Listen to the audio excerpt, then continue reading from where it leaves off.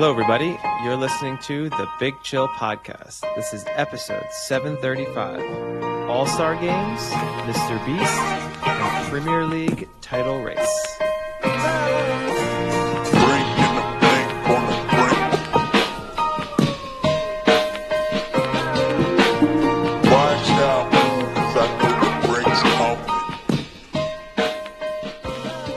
Hello, Big Chillians, and welcome back to the Big Chill Podcast. I'm Frank, joined with Eddie. Eddie, I've gotten a few comments here about our new logo, or people are questioning the new logo. It's a placeholder. So we have a designer currently who's in the final stages of finishing off. Gauthier, ever hear of him? Finishing off the new logo. We're both going to be in sailor outfits for it, but he's nearly done, and that was just sort of it's a temporary new logo. The finished version will probably be somewhat similar from a design perspective, but it will just look a lot nicer, like a lot more professional. That's more of a conceptual placeholder. So why do we do a placeholder instead of just waiting for the product? Why don't we just go from previous to finished product? Because I kind of wanted to, for me, I wanted to put the placeholder out there so I got to experience what it was like within all the apps and see exactly what it would look like once it went live. So it was a bit of a test for that. And I could have pushed it live and then taken it down, but I just left it. And then I was interested to get a little bit of feedback. And I knew if I just pushed it live and didn't tell anyone that I would get some sort of eventual response. It actually took a little bit longer than I expected. I thought I was going to get some feedback within like 20, 30 minutes. It took maybe 24 hours. When I first saw it, I meant to say something on the last podcast, but then I forgot to say, because I didn't want to say, I wanted to do what you did to everyone and not say anything to you and then just say, hey, new logo? What the fuck? No, so this one is okay. I'm not in love with it, but we'll see what the new version looks like, and then probably work again from there. I want to take it at a bit more of an obvious sports theme. I think if you were looking at our old logo, there was no clear indication that we were a sports podcast, not that we always are a sports podcast. So I wanted to sort of make it front and center from a logo perspective. Now, where's the television in that logo? Oh, that could maybe be added, but we'll see. But yeah, we'll have to see what the reaction is to the finished product, which probably be out by next episode. We'll have it being worked on by a very kind designer from Estonia. So we'll see what he delivers. I don't know what to make of that statement. Very technologically advanced country, so it's a positive for me. Can't imagine what their 4K is like. They do not have to upscale. That thing just pops out of their eyes in 4K. They got a downscale because they're so upscaled. They go 8K to 4K. They have to work their way backwards. People aren't ready for 8K. We've got to drop it back down to 4. You'd think you were in the game. It would be terrifying. Speaking of terrifying, though, I've become slightly concerned for myself. I know just before Christmas, we spoke about me taking a tumble on the road. I then told you before the last podcast that I tripped on the metro and broke a glass bottle. The most terrifying there was a third incident. I'm starting to worry that I have some like degenerative motor neuron disease, and these are the early indicators. But I got out of the shower on Sunday morning, and you dropped your shower. Yeah, classic mistake. It's maybe an 8-inch drop from sort of my shower to the bathroom floor. Probably something in that region, 8 to 10 inches. And oh my God. Yeah, it's significant. Jump out of your shower. And normally I have. How do you get in your shower? You have a ladder?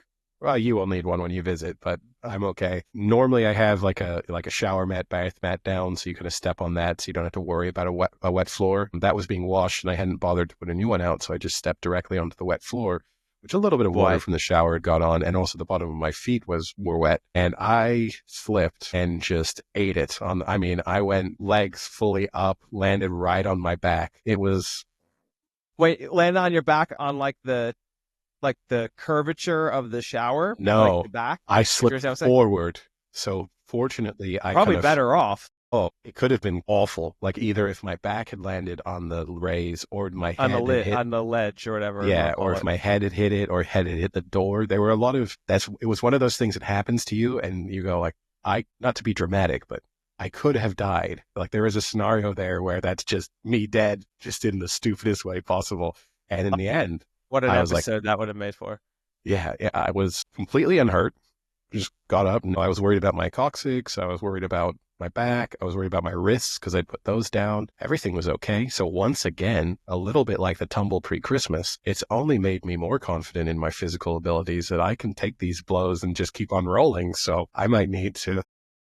See, because this is where you're wrong, is now you're going to take like a very small tumble and it's going to like break your ankle in 27 places. Probably. But You're like after not I've even done, going to fully fall. You're just going to trip down like one step. And next thing you know, your foot's gone. legs gone. Because not going to lie, after I dusted myself off and mildly processed the situation, I then did feel better about myself. I was like, I'm not old yet. Because that's in 20 years, that's my hip gone. That's bad news. But fortunately, I have a, Hip replacements nowadays are easy. well, unless you can't get off the floor and you just die there laying on the bathroom floor. But yeah, no, a few more years left in me. I might have to make, I'm already 6 weeks away from my tennis comeback restarting and my pickleball career kicking off in the process. I might have to get into some contact sports at the same time. They are actually, when I go to work on one of the roads I drive by every day, they're building a like 8-court pickleball facility right on the main road. I see it every time and I just think, man, Eddie were living here, he'd be a pro by now. Wow, I'm about to be a member of the only club in France with official full-time pickleball courts. So I don't think I've got stiff competition here. As you know, I'm already on record. I think it's a tremendously easy sport. Me and Andy Murray agree on that front. So who knows where this senior French tour pickleball might be winnable for me.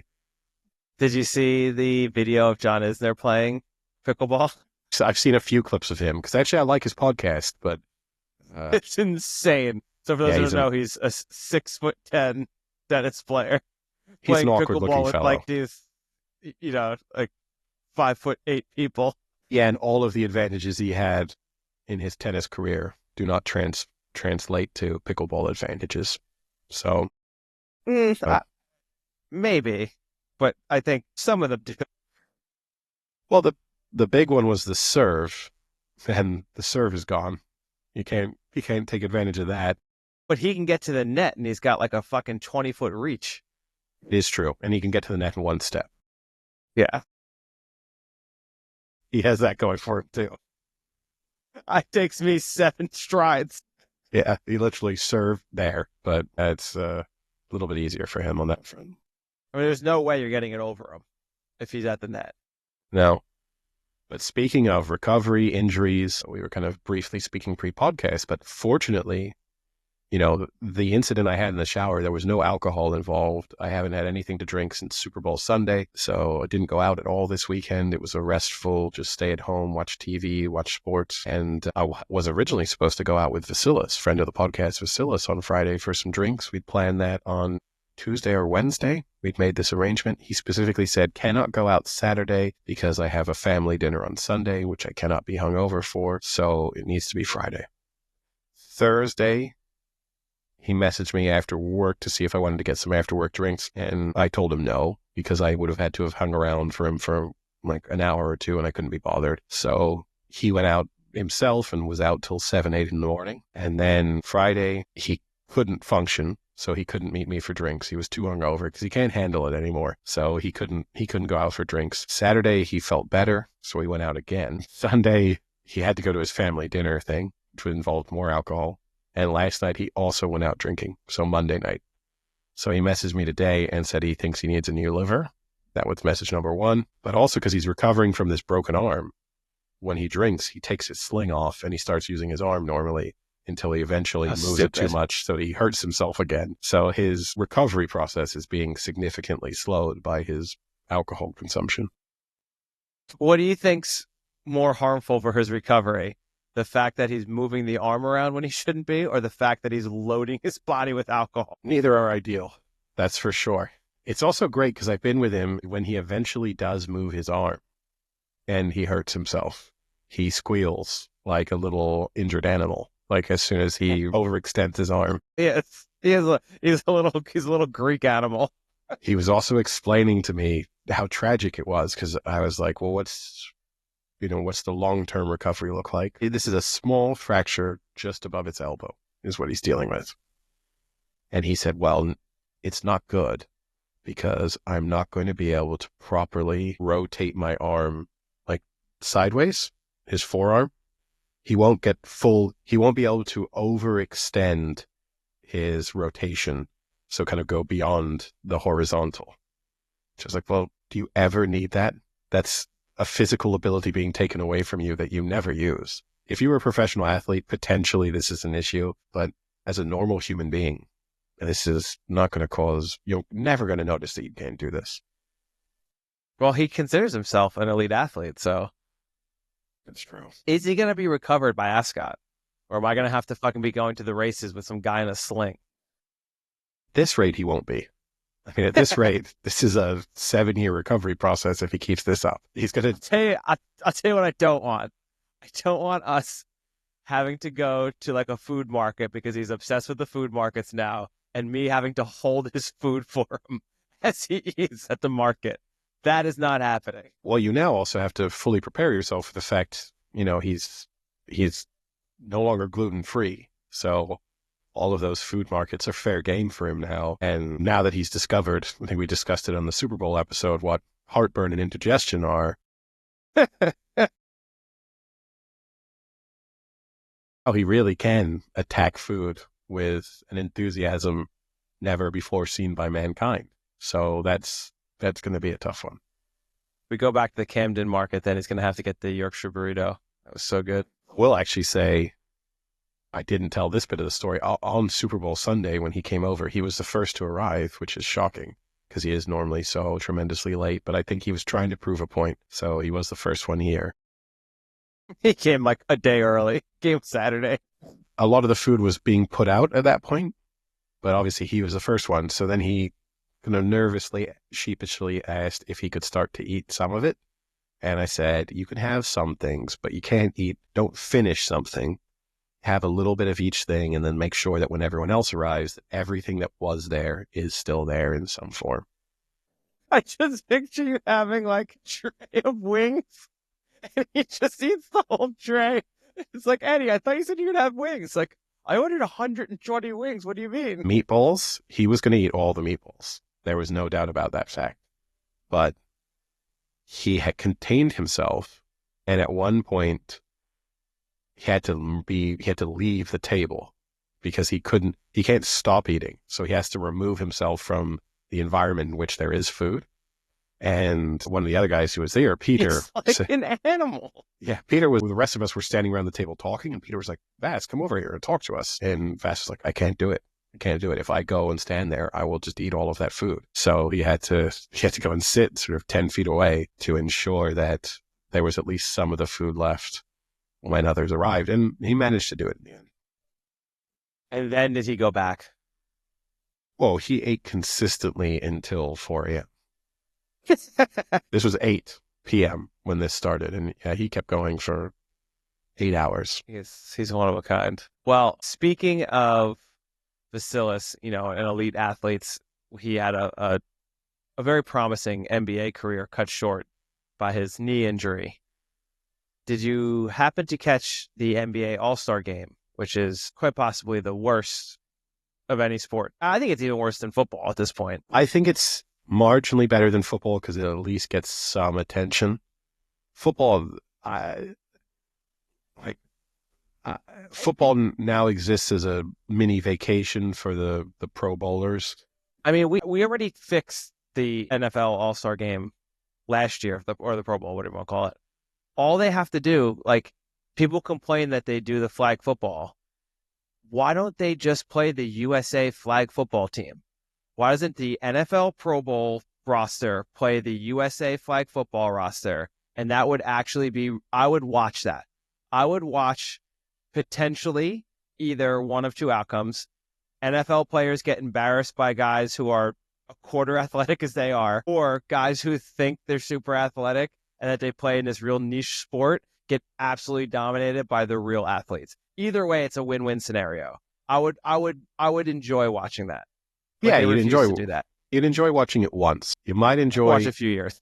if the flag football team won, then that keeps the interest going. Or at least if it's a close game, then but if it's just a blowout for the NFL Pro Bowlers, then I think the gimmick ends year one. And I don't get how no one's put that together. Like, that seems like a win-win for everybody involved. Like, if you're that USA flag team, I think you love the fact that you're going to be put literally on network television. Do you, though? I mean, Yes. you have to have, like, if that's me and you on the team, I have to feel like, Eddie. but It's if it not were, me and you on the team. if it were, I'd have to feel like if I came to you and I was like, good news, guys, email from Roger Goodell today. He's inviting the team to play at the Pro Bowl versus an all-star combination of Pro Bowlers. We would have to say to ourselves, we're only doing this if we think we got a chance. Because But if they we do. know, I think they genuinely do. because if they know they're going to go out there and lose by 40, then that's just, especially with the Olympics in mind, and all of them probably, your argument for any of you being on the Olympic squad ends on one Saturday, Sunday. No, I agree with you, but I genuinely think from reading what they had come out with when that was announced that it was going to be an Olympic event, I genuinely think they believe that they would win. And I think their advantage will be, at least the first time it's played, I don't think the NFL players will really prep for it. I think they'll put in effort. Like, I think they'll go and they'll play almost full speed. I think they'll still kind of fuck around a little, but I think they're competitive enough that they'll go into it seriously. But I don't think a week before they're going to be studying playbooks and running plays or practicing at all. So I think the USA flag team will be at a major advantage, that you're going to have a group of people coming together who are maybe hungover, tired, injured, just kind of not ever played together. You know, it's not like they're all from the same team to begin with. At least that first year, you have to be pretty confident you're going to win. Maybe. I don't think I would be, but I also don't know how much they think the sort of intricacies of flag football would serve them, would be an advantage. That's the bit where I don't know if they feel like they can exploit some elements. Either it's the tackling side of things or the types of play calling they can use. That's where I don't know. They might feel like they have such a leg up from that perspective where the sort of knowledge will help them. That's the one thing. It would also raise an interesting question from the Pro Bowl perspective. Would they just pick their best team out of the Pro Bowlers, or would there be some sort of obligation for them to be like, well, the two centers need to get some game time now too, so we're rolling them out for a couple plays, which No, because probably they don't now when they play in the. I mean, they do a flag football game now. I know, but you're suggesting replacing the game with the flag football game, are you not? No, they don't play a Pro Bowl game anymore at all. They don't play a game. They just play flag football. They don't play an actual game anymore. Yeah, true. They do like the flag, and then they do like events, The and skills, then that's when the the linemen skill do stuff. the skills, if you want to call them skills. Tug of war, pretty low on the skill. No, yeah, the NBA All-Star Game is also broken. And I think most of the suggestions for how you can fix it are stupid. I think you didn't like the clickbaity Bill Simmons version. Bill Simmons never has good ideas. He really doesn't. That popped up on my Instagram. I actually so for think those who don't follow, his idea was to incentivize it similar to how Major League Baseball does it, and to have the winning team have home court advantage in the finals. And the way that you would get players to want to participate more is you would only have the players from like the competitive teams in the game. Top 5 seeds. Yeah, top 5. So like they would actually have a reason to want to play because they are probably a playoff team. I mean, it's a really good way to make an already pointless NBA regular season even more pointless. So that would be one of the stupid parts of it. 2, I don't even know how much the players would really care about home court advantage. Like, I don't know if that's a big enough incentive to really make them that competitive. To me, the obvious solution to this is just go Ryder Cup style every year, USA versus the world, which would be a competitive game. And yes, you're going to have a few stinkers in there, But if you can try and build that rivalry up enough, and if you get the right dynamics between the players on either side, you could get a pretty fun game of basketball between, right now, I would almost say the world would be favorites. So that's a good place to be in because you'll have the American players not wanting to allow that to slip. But at the same time, it would at least, as a neutral, if you're an American, you'd be like, okay, I'll tune in and obviously support the USA. And if you're not American, then that gives you a reason to be like, oh, let's prove those Americans that there's better basketball outside the US now. I think that's the quickest. Well, Eddie, you're exactly describing what the NHL did, and it has been amazingly successful. So the NHL this year replaced their All-Star game or All-Star break with the Four Nations, which we talked about briefly when you guessed correctly, the Four Nations. It has been an overwhelming success. I don't know if you've watched any of the games, but the first USA-Canada game was absolutely fucking insane. I mean, it was played at a super high level. There was literally 3 fights in the first 9 seconds of the game. Well, because Canada booed the anthem, but yeah. But it was already pre-planned already that they were going to drop. But still, like to have 3 fights in kind of like an exhibition tournament is crazy. And you could tell that the rivalries were there. Like they hit full steam. McDavid got demolished on a hit. It's awesome to watch. It's really, really cool. Yeah, I mean, that's a little step above, right, what I'm proposing, because that's a fully fledged tournament and kind of actual national teams versus just, splitting USA versus the world. But yes, right now is a very good climate to have the USA play Canada. Or to be perfectly honest, the USA play anyone right now. I know you think I'm an anti-American or I get accused sometimes of being anti-American. America's standing in the world at the current moment is not the highest it's ever been. So I actually think most countries would be happy to take on the USA right now in any sporting venue and throw a few punches as part of it. And you know what, Eddie? The world is not looking so great in America's eyes either. So it's reciprocal. I don't know if it's reciprocal. It might be. Yeah, no, it's, yeah, I mean, and hey, good on Canada for politely booing the anthem. As you know, I'm not a big fan of the standard booing of an anthem, but given the current circumstances and having a president hint at the idea of turning Canada into the 51st state, I'm okay with, I think under those circumstances, you're allowed to do a little subtle booing of an anthem. Well, unfortunately, America will get the last laugh in that because the final will be Canada versus USA, but this time it's going to be played in Boston. And if I know something about Bostonians, they are close to the ancestry tree to Philadelphia. And having seen what had happened in Canada, I think there might be a booing of the Canadian national anthem in the finals. I don't know, because, there aren't. No, I would put money on this. There aren't many Black Canadian hockey players, so I think it won't get the Boston fans too riled up. They're more focused on race than they are geopolitical situations. But it's I'm sure there will be a little bit, and they'll be missing the point of why their anthem was booed in the first place. If it's just we'll boo you back, but it will be an interesting final. I will be putting my maple leaf on and very openly supporting Canada on Thursday night. Yeah, well, the USA won the first one 3-1, but they did not have their best defenseman. So Cale Makar will be back for the final, so that'll be interesting. It's literally, I think, split down the line right now. The odds are exactly the same on both sides. So it's going to be a really good game. The first game was really good. It was super intense. I'm excited to watch the final. All right, that's the end of hockey talk for 6 months. Well, until the next one we see who wins. But I brought up the NBA All-Star game. I mean, you gave me the perfect segue to the Four Nations. I brought up the NBA All-Star game to see if you had seen the 18-year-old college student who beat the Mr. Beast challenge in the All-Star game.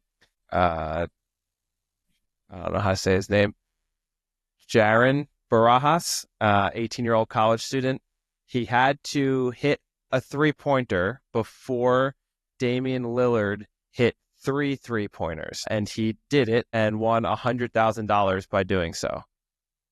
And Mr. Beast, once again, somehow looks like a champion of the people with giving money that's probably not even his.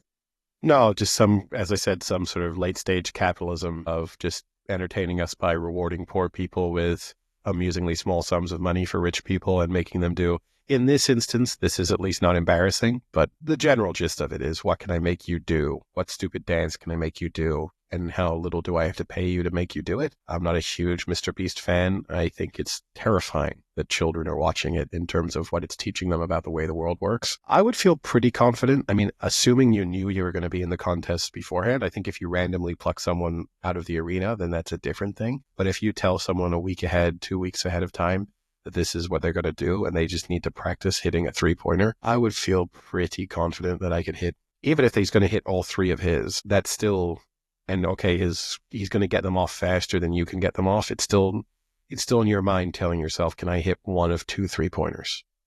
Wide open threes.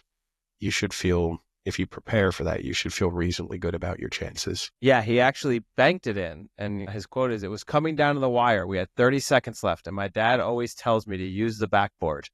That's what I had to do to make it go in. What a. It's like a really bad quote from a really bad sports movie. It's like written by people who don't know sports, but are like trying to come up with a motivational sports quote that you would hear. And just for the other side of it, Lillard, he's quoted as saying, I went out there and I made the first 2, and I'm not going to say I lost on purpose, but I didn't. So I don't know what he means, but I didn't. I'm not going to say I lost on purpose, but I didn't. I was trying to make the shot. I was trying to get a quality make. I was just happy to see his real excitement. That's life-changing for somebody. He was happy to see the excitement, but apparently he was just as happy to see his despair. Would you lose on purpose? I mean, there was a time limit too. So if that person didn't make it in the 30 seconds, he wouldn't have won. So he still kind of had to make it. But I think you have to give him the full time to try and make it. I think you do. I think you make the first 2. And to put the pressure on him. And also show, like, I could have won this. Just so I don't get chirped by some casual NBA fans telling me I couldn't even win a 3-point shooting contest against a random person. You make the first 2, and then you just brick the remainders and let them have the 30 seconds. I think you have to up it next year, and Damian Lillard shoots like on the behalf of someone. So that way, if he has incentive to make it, because then he gets someone else 100,000. Would rather see. I would want more money at stake, and then I would want just some random big man from the NBA who's not a 3-point shooter.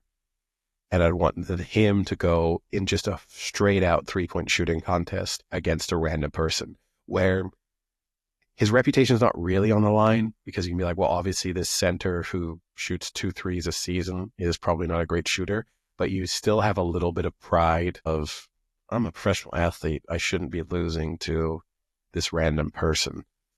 Should we just always make it Shaq? Shaq would be a good one. Entertaining. Yeah, that'd be great. And Shaq would think Shaq he can in win. a full, and that was the other thing. When I saw a 3-point contest, I thought it was like a full 3-point contest. I want to see the full, like, traditional 3-point contest, you versus Shaq, for $500,000. I don't think Shaq makes it round that full 3-point shooting contest nowadays. I mean, he's got terrible sort of knees movement. All right, how about this? Shaq and Barkley combined. I don't think, even then, I'm not sure they're finishing the full set. I think in your mind, you're telling yourself they maybe get 10 shots up. So I don't need to be too good to beat them. But here's the catch. There's 2 people who can win, and the 2 people get picked, and then the person who gets picked first, they get to choose whether they want to go against the player, or they want the player to champion for them.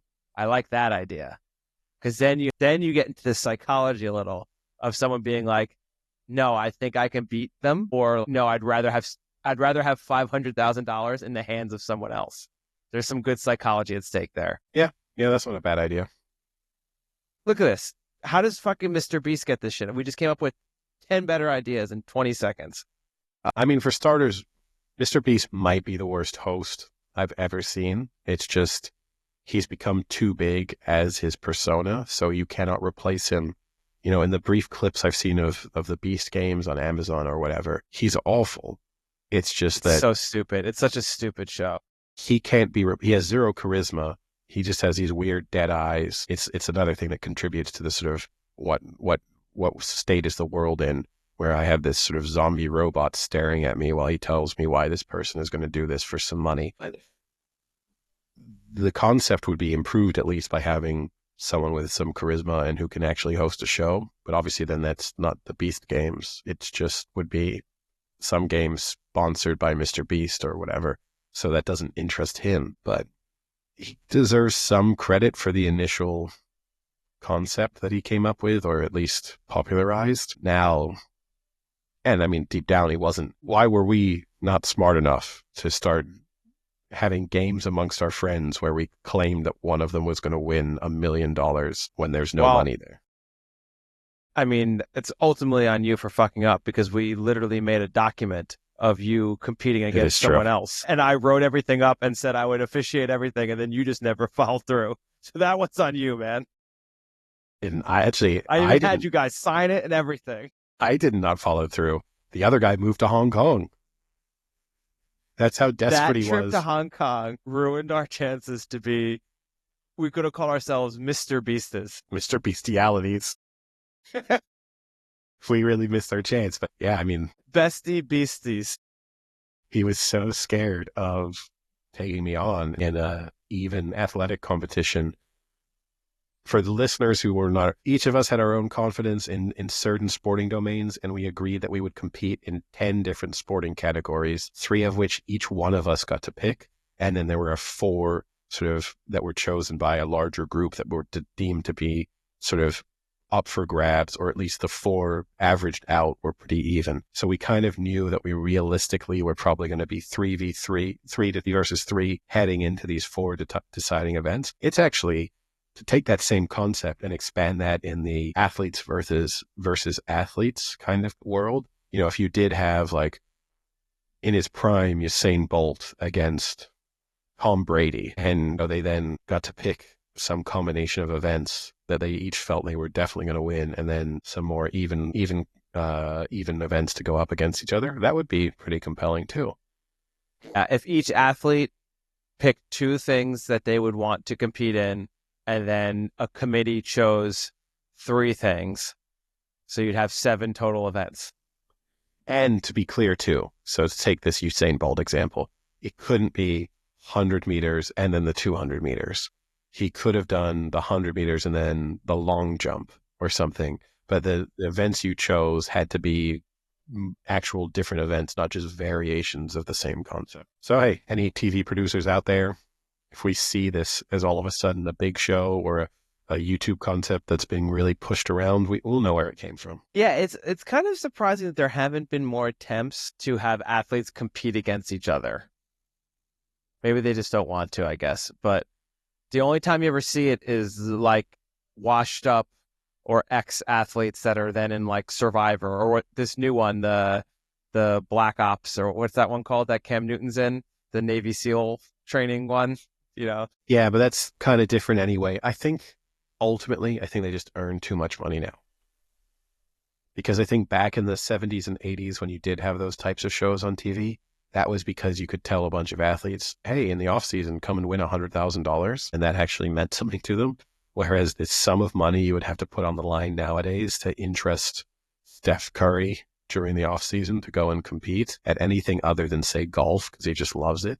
You know, there would just be no reason for him to do it. He doesn't need the money, and you couldn't come up with a sum of money big enough for it to be interesting. So, I mean, ultimately, we've been undone in a lot of ways in the world of sport by just how much money there now is in all of these sports. Why don't we put tariffs on salaries, on athlete salaries? 99% tax rate on all athletes. No, just tariffs. No, I don't want to talk taxes. We're not talking taxes. We're talking tariffs. Right, 0% tax with a 99% tariff rate. Sounds great. But not a tax. In other sporting news, obviously a little bit of a quieter period, Premier League-wise. Manchester City kind of bounced back to form with a convincing win over Newcastle. Arsenal survived a little bit of a scare against Leicester, but found 2 late goals. Liverpool held on. Tested by Wolves, but managed to get through. It looks like they'll Somewhat unconvincingly, probably limp towards the finish line. I mean, they deserve credit for the consistency they've shown, but not the performances you would necessarily expect from a Premier League champion.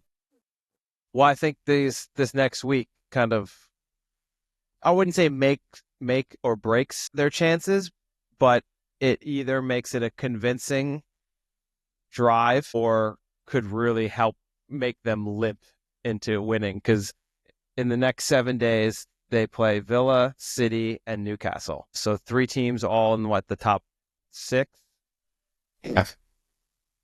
in No, it's 7 true. days. So it's a very tough window to play 3 tough matches, and they could go out of that with 7 to 9 points, or they could come out with 1 to 3 points. Any Yeah. of that is likely. I think any 4 or more points from that set of fixtures and it's over. Because, even assuming Arsenal are perfect over that same 3-match span, if they've picked up 4 points, they still have a sizable gap with a decent goal difference advantage that you would expect they've maintained at least a bit of. So I think, if they only pick up 3 points, if the lead is down to 1 point, which it could potentially be, then that's game on. But if it's, a 5-point gap or more still with only,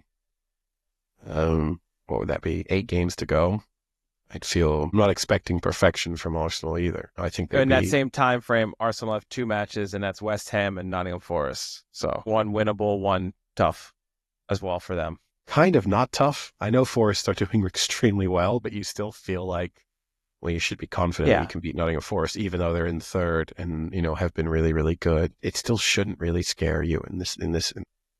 So this, little tough schedule bout for Liverpool got me thinking more big picture, because let's say they do slip up in this next week and it becomes a much closer final 8 matches, or at that point it would be 5 matches, 6 matches. Do you at all like the idea of potentially flexing games or matches to switch them to a final week to potentially have more relevance? So for instance, what I'm thinking of is Liverpool do play Arsenal towards the end of the season. I think it's the second or third to last match for them. Do you at all like the idea that that the Premier League could potentially flex that and say, let's push that to week 36, right? No, 38. Sorry, did my math 38. wrong. Yeah. At the moment, they are playing each other week 36. Okay, there we go. No, I don't like that. I think for 2 reasons. Obviously, it's potentially a big logistical headache. Logistically, it's a nightmare. I understand that. Also, there's a randomness to the fixture list, which I think is important.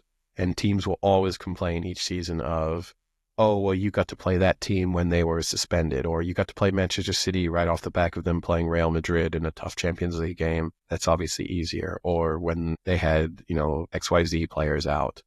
And I think you just have to accept that over the course of the season, that's the way it goes. And if you start to manipulate it, then you remove some of that randomness. Okay, counterpoint.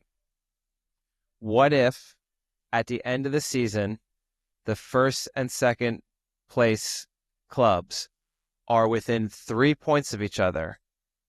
Then they have to play a championship game to counteract the fact of what you're saying, where the inconsistencies of maybe you played a team with 4 suspended players and you won that game and shouldn't have won, that if it's that close, you have to play a championship match. No, I mean, it's a very American take, right? But no, the hardest thing to do in football is to win your league, because to win it over 38 matches or whatever it is, depending on the number of teams in the league, is infinitely harder than winning a cup and, just playing well for 4 or 5 matches when it really matters. So no. And do you know what? Honestly, I actually love when it goes down to the final day of the season and both teams are playing someone else and you have to cut between they've just taken the lead, so now they're above them. I actually think that's far more dramatic than just making the 2 teams play each other. I do too. I really enjoy that. Sometimes when I guess it is more fun that way. I just think sometimes it would be nice. I don't like the fact that basically that match will then decide whether that match week 38 really matters or not, though. That's what kind of sucks. Yeah, and we've been spoiled over the last few seasons where we've had a lot of leagues go down to the final week or two of the season. And for the longest time, that was never the case. You didn't have incredibly tight title races most of the time. So if this time around it doesn't, then I don't think we can complain. I think we've just been really fortunate that over the last 6 years, we've had quite a few of them. Something be up for grabs on the last day, even if we knew realistically it maybe wasn't. So yeah, I think it just should make you appreciate the times when it comes down to the final day even more. I mean, I think at the very least, you're going to have finish for Champions League's placing for the top four. Probably. Yeah, you'll probably have the fourth place and potentially, third, fourth, and be up for grabs. You might also have relegation. It's very close between Wolves, Ipswich, and Leicester. So you might have Southampton are down, but you might have the last relegation spot up for grabs. So those are, and to be honest with you, the final relegated side is a much bigger storyline, really, than who wins the league. Winning the league is nice, and it's a good moment to celebrate and pat yourselves on the back. Whether you win the league or whether you don't, it doesn't dramatically impact the future of your club. You're probably also, unless you're Leicester City, and this is our only chance. Liverpool, Arsenal, they'll know they'll be in the title race at some point over the next few seasons. If you're a Liverpool or Arsenal supporter, you will experience it again. But if you're a Wolves, Ipswich, or Leicester City fan, and it comes down to the final day of the season on whether you drop down or not only does the dropping down and the loss of revenue and, having to sell players and players just wanting to leave impact you far more, but also you may never make it back. No one really thinks that way, and most clubs do kind of yo-yo. But, I say this as a Blackburn Rovers supporter who, we're going on nearly 15 years since we were relegated, and I'm still waiting to see another Premier League match be played, and I'm not super confident that I ever will see one. So, what happens at the bottom is way more important, really, than what happens at the top. Well, that's one of Sam's mottos, I think. Will Southampton, at the very least, not finish this year with the lowest point total ever? That's 11, is it? It is 11. They're currently at 9 with 13 matches left. So they need 3. All right, let me run through their fixtures and think. They've got Brighton at home. That's a loss. Chelsea away. That's a loss. Liverpool away. That's a loss. Wolves at home. I'll be generous. I'll say that's a draw. So that's one of their points. 1. Crystal Palace at home. It's all going to come down to 3 fixtures for me. That's Southampton, that Wolves at home, Crystal Palace at home, and Leicester City away. That's all they have left? Well, other than that, they've got Spurs away. They'll lose that. No. Aston Villa at home. They'll lose that. West Ham away. They've got a chance, but I think they'll lose. Fulham away. Again, they've got a chance, but I think they'd lose. City at home. Sorry, Fulham at home. There it is. City at home, they'll lose. Everton away. I think they probably lose. And then last match of the season, they've got Arsenal at home. Ooh. So, they need it with 3 matches to go. Especially so you look at that Everton fixture. That will be Everton's last ever Premier League match at Goodison Park.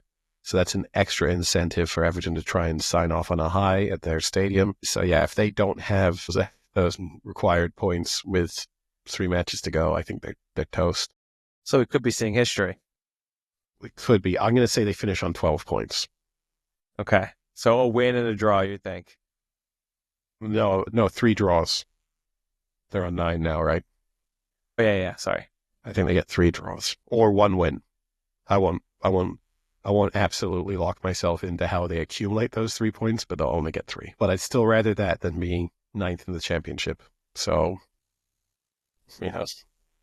not fun this season, but they'll have more fun next season probably. And speaking of Blackburn, we're obviously 2 big wins over the last 7 days. 2 clean sheets. Managerless. Doesn't matter. And if anything does matter because they're playing better. They are actually. Yeah. So it's a question of, will they still be in the playoffs when we go and see them in a month's time? That's really the thing that needs to be. I mean, I'm seeing them twice in March, but definitely, we're basically exactly a month away from when we'll be at their home fixture versus Cardiff. Well, right now they're They're 4 points ahead of seventh. Yeah. of seven. So actually, yeah. Okay. I guess you could say they're 5 points in on a playoff. Yeah. They can afford to lose a match, basically. I I don't mean, if like you that. just if you assume that the teams beneath them do well, and this is a tricky thing that so they're in fifth on 51 points for people not familiar. The top two teams in the championship get automatic promotion, and that looks set to be Leeds and Sheffield United. Then you have the next four, so third to sixth, go into a playoff to fight over the last team, where third place, sixth, home and away, fourth place, fifth, home and away, and then the winners of those two legs on aggregate will play each other in the playoff final, and the winner of that sort of takes all.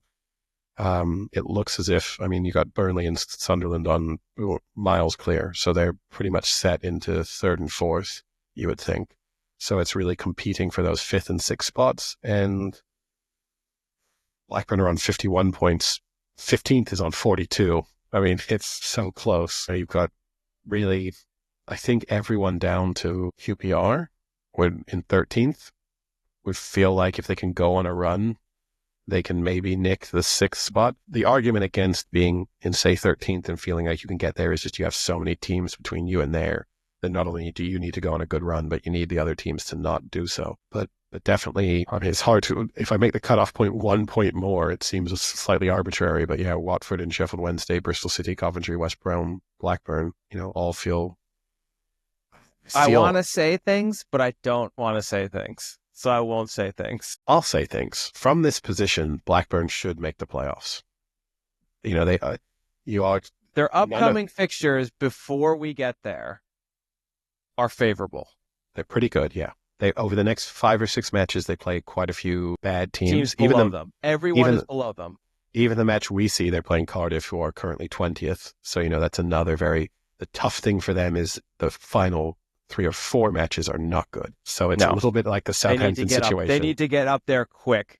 The one thing that might work in their favor, they play Sheffield United on the last day of the season. On paper, that's really tough, but Sheffield United could be promoted, locked into second at that stage, nothing to play for.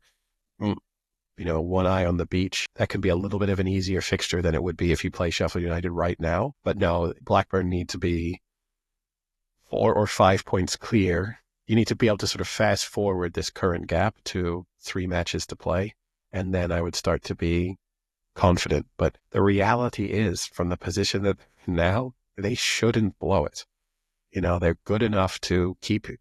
Because of what works, and none of the teams below them are fantastic. So you're not going to get a team below them winning 6 matches in a row. It's just not going to happen. So if you can just keep doing sort of win, draw, loss, you probably maintain your gap and should be capable of doing that, especially because defensively they're good.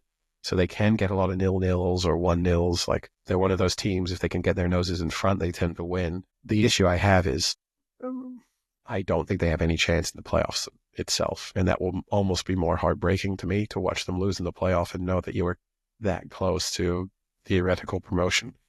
But, at least give me the excitement. It's been so long that I haven't dared to dream. At least give me what I do love, just talking about the USA-Canada hockey match and the rivalry, the intensity of that rivalry, similar rivalry, Blackburn Derby, which never a matchup or a fixture that's ever generated any real feeling from either side. But with John Eustace having left Blackburn to go and be Derby County manager, and they are playing each other in a couple matches' time, Blackburn have already sold out their away allocation for that match before the tickets have gone officially on sale. So today they had to request an extra 1,700 tickets for that match, just because demand is already so high based on pretty much just spite attendance, which is great. Yeah, that's awesome. We'll see. We'll see if I jinx them. I'm going to be watching them play Portsmouth, who are 18th in the table at the moment, and Cardiff, who are 20th. So that should be 6 points. We'll see how many points they get from me being at matches. 0. That's an issue. That's a problem. All right. Any other sporting topics to discuss? No, I think, like you said, it's pretty low point right now for sports. Well, this is one topic I had sort of on the back burners. Don't know if you saw, but Max Crosby on a podcast was speaking about Serena Williams appearing in the Super Bowl halftime show. This is a topic that's got like a lot of people worked up with Stephen A. Smith. Max Crosby's also in the same crowd of people coming out publicly and saying that if their wife like appeared in a similar sort of appearance as, so Serena Williams dancing at the Super Bowl halftime show kind of as a diss on her ex-boyfriend, that if that were them, that they would leave their wife. How stupid. Yeah, and it's also obviously more layered than that because she's doing the dance that she did when she won Wimbledon or The Olympics. The Olympics. That's right. And okay, I knew I had part of that right. And so she was approached with the opportunity to kind of reenact or redo that dance on a Super Bowl halftime stage. So there's also the element of, is she doing it to diss her ex-boyfriend, or is she doing it to kind of have that opportunity to reenact a very popular moment in her career in front of millions and millions of people? So, and at least she's publicly said it really had nothing to do with Drake. She's not come out and said like, oh yeah, like any chance I get to rip on my ex-boyfriend, I'm going to do it, so it makes it very complicated. But regardless of that, like, who really gives a shit? Even if it was entirely due to her ongoing dislike of Drake, all these guys who love to think about being like alpha males and can't have a beta male mindset and all that fucking nonsense, but that you would think that your girlfriend, or in this instance, your wife, who you have seemingly a very secure long-term relationship with, you have children together, serious business interests with together, a relationship seems to be extremely healthy.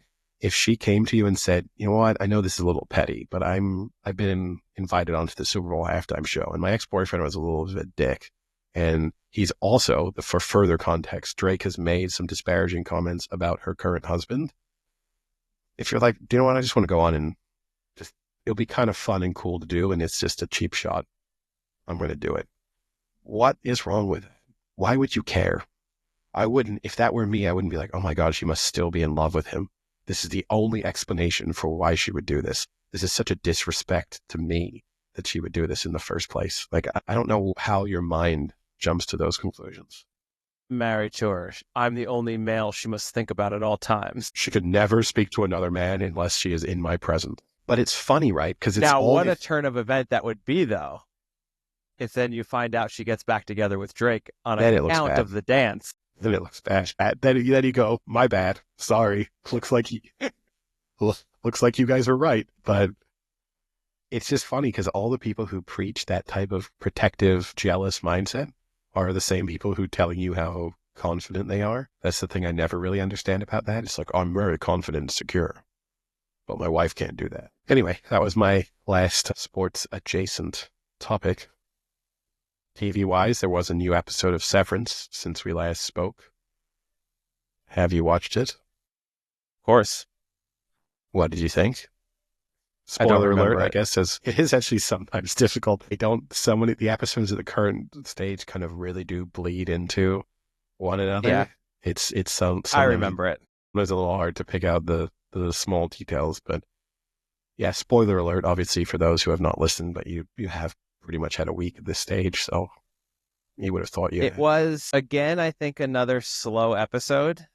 And I don't know, sometimes, we've talked about, obviously, how they're kind of making things purposefully weird and strange, and that's fine. It wasn't that bad in this episode, but what was weird to me in this episode is a lot of the interactions between the actors, like all of any Mark, all of a sudden, like being a huge asshole and kind of like, I think I know why they're doing it, but either one, it doesn't work, or two, they're doing too much, because what I think is happening is that he is now being reintegrated.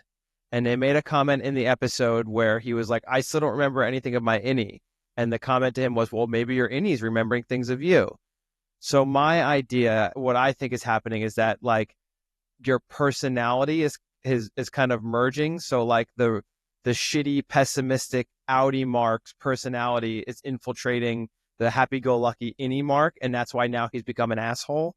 But if that's the case, it's like a little over the top. And if it's not the case, then it's weird that all of a sudden he's like just completely become a dick in one episode and doesn't care about his colleagues at all. Yeah, and obviously part of it is he's torn over the fact that he slept with Helly, who turned out it was her Audi.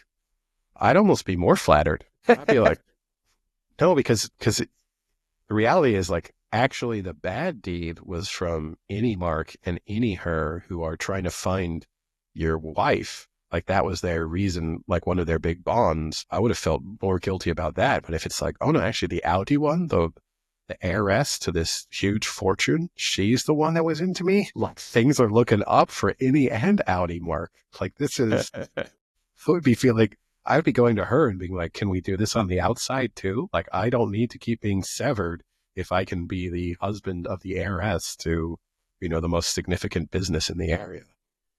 Yeah. It was an okay episode. I think now there's some real progression to the whole integration or reintegration really kicking ahead in this next episode. I mean, at the end of this episode, obviously he's starting to have the rethinking of him being down on the severed floor with his ex-wife, if that's really her or whatever that is.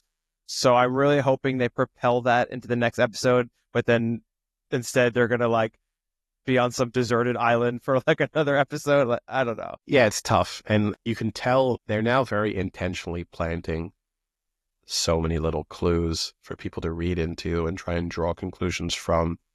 And again, I don't know. I think they're putting 20 clues out there, some of which they have some sense of what they're clues for, others of which they're like, this isn't a clue, but if we put it in this way, it will seem like a clue. And then either it will pay off 5 episodes from now or it won't, or it might pay off next season or it won't. We don't know. It doesn't matter. Let's just get people on the internet talking about them. I don't love that. It ties into that same lost complaint. I don't know. I am still enjoying it, but it's definitely some of the sheen from the show has worn off.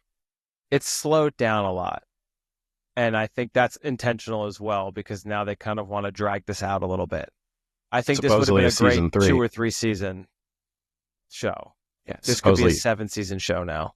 Yeah, I mean, yeah, but I saw the interview with Ben Stiller and they asked him about season 3 and fundamentally confirmed there was a season 3, but couldn't say there was a season 3 because it hadn't actually been confirmed. It was one of those, but like he made clear that there is a season 3. So that also, I almost don't like knowing that even with a show, because that tells me that certain things won't be concluded in season 2. And that's also disappointing because then you think, God, you're going to drag it out. So wait, I won't know what happens here until 2027. This is going to take forever. Like I'm going to slip and fall in the shower and die before Severance is over. Before the next episode comes out. I'll sever myself unintentionally in the shower and that'll be it. Innie Eddie will have to figure out what happened. Now, is Innie Eddie only does podcasts? That's it? Yeah. He's just a podcaster. 24/7. So the only time I could talk to Innie Eddie is when we turn the mics on. But I'll have no reference to anything. And Audi Eddie's just a vegetable in a hospital. Yes. You're just a lucid dream that I'm experiencing within my coma. But the thing that will make this podcast really challenging is that because of that severed nature, I won't be experiencing any sports or popular culture. So the conversation's going to get really tough. It's also going to be really heartbreaking when I tell you Blackburn get relegated this season. They do so poorly to finish the season that they get relegated somehow. Yeah, it's okay. Speaking of TV shows, I think I mentioned to you that I'd got into a rewatch of House. Mm-hmm. We don't have to do a sort of deep dive into a House episode. However, there is one scene in it where one of the secondary characters dies. She's in a bus accident. She's going to die. She's in a coma. They wake her up again so that her boyfriend can say goodbye to her. And then she dies. They say, well, we can wake her up so that you can say goodbye to her. And he's like, what? So I can tell her that she's dying? In the end, that's what he does. I don't think I'd want to be woken up. I want to put this on the record now on the podcast. If I'm ever in a coma and that's it, there's no hope of me recovering, You don't need to wake me up just so that I can realize this is it. Just let me drift off into nothingness without having to process it. Do you want us, though, to not pull the plug? Do you want to drift off for the next 20 years? I mean, think of the podcast. Innie Eddie would be thriving on the podcast. It's true. Just have me, you can replace me, but I want to be on video every episode, just in the corner, and you have to release it. Just me sitting there with beeps going every couple seconds. You know what? I'll go spiteful. Yes, I want to bankrupt my friends and relatives with my medical bills. So do not unplug me. I want to be a burden to everyone who knows me. Continue to be a burden. Yes, even bigger burden. This is a dream come true. And I want to actually some people might argue less of a burden. It's true. Just have to pay for your medical bills and not listen to you. That's true. It might be preferable for some people who know me. If that's an option, they'd probably sign up for it. There are 2 Asian women that I know of that would be delighted to not have to be bothered by you on a yearly reminder. I haven't done that in years. And they would be heartbroken to find out that I was in a coma. But no, I think, yeah. No, I'm firmly in the do not resuscitate category, I have to say. But I guess it depends. It's always a tricky one. If obviously something happens to me now and there's some vague hope that 2 or 3 years from now, it's well that they might figure out what's wrong with me and cure me. Maybe you want to be kept going. I don't have any particular interest in being a vegetable or eating them.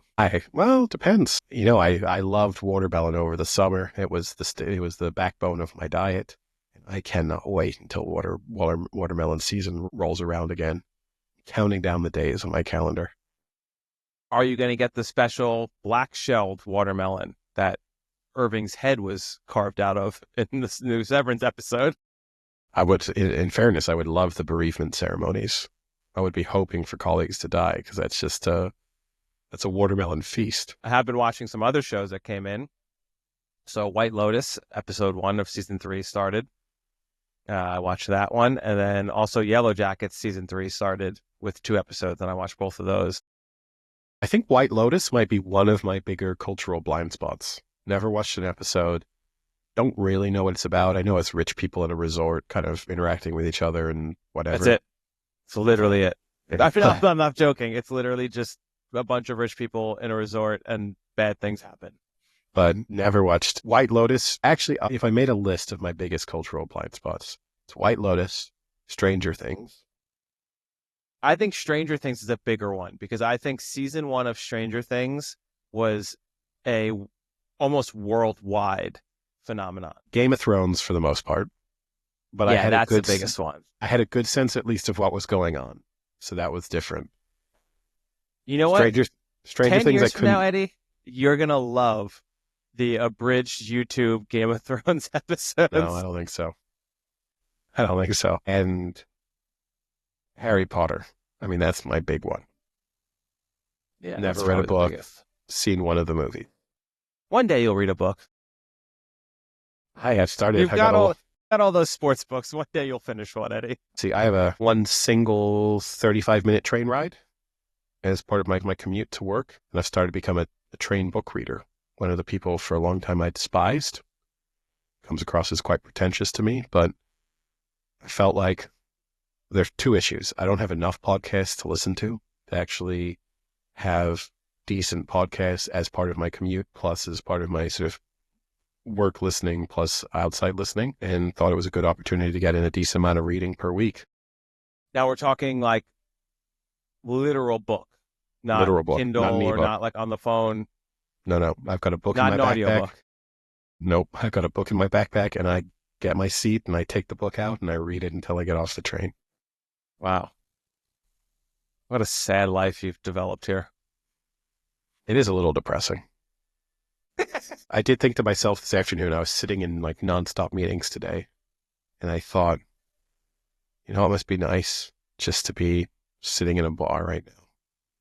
Just 4:00 in the afternoon, not a care in the world, just ordering your first beer and sitting there enjoying life. That was a genuine thought I had as I was entering a meeting today. Spoken like a true alcoholic.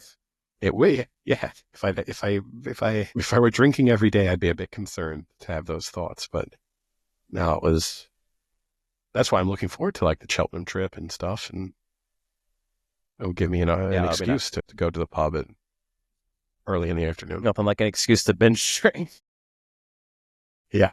Well, nothing like an excuse to binge drink in your mid. Well, for one of the attendees is in his 40s now, and B, one of the other attendees doesn't need an excuse to binge drink. Everything's an excuse to binge drink for him. Valentine's Day, better have some pints. I'm not going to out that friend. He's not a listener. Non-listeners get shots taken and take shots. Also true, yeah. All right, I guess with that we'll call it a day. Sounds good. Talk to you later. See ya. Cheerio.